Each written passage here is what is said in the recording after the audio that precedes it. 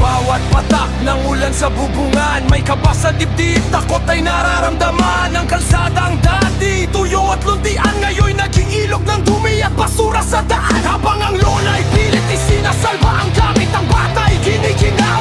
Gutom na at kipit, ilang bagyo na ba ang dumaan at lumipas? Bakit ang bahay tila walang luna?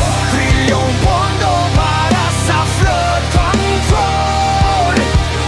Nasaan na? Bakit tila naging bulol? Ibinul sa amper ang dapat ay proteksyon.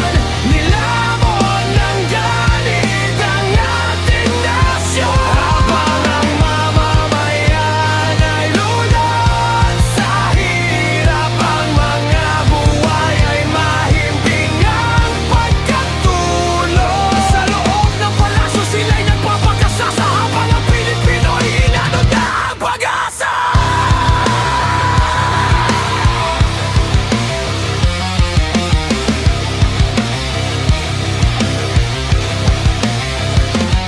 Ang mga ari-ari ang pinaghirapan ng taon, sa isang iglap sa putik ay nabaon. May mga buhay na nawala, hindi na mabalik, habang ang mga nasa itaas sa pera ay sabik. Sa halip na aminin ang maling sistema at hanapin kung nasaan ang nawawalang buhaya, ang inuunay gulo at pangayan sa upuan, paunahan sa kapangyarihan, sarili lang ang alaman.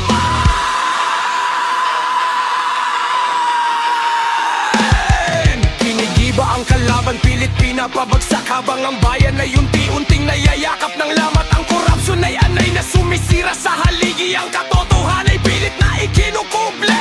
Kisingin ang budhe, dinggin ang pagsamo, hindi sapat ang salita, kailangan ng pagbabagal.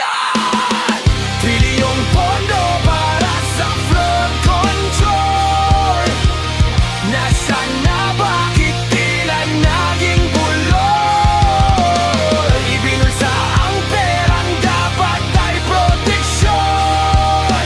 Nilamon ng galit ang ating nasyon. Habang ang mamamayan ay lunod sa hirap, ang mabuhay ay mahimbing ang pagkatulog. Sa loob ng palasyo sila'y nagpapagkasasa, habang ang Pilipino'y inanod na ang pag-asa.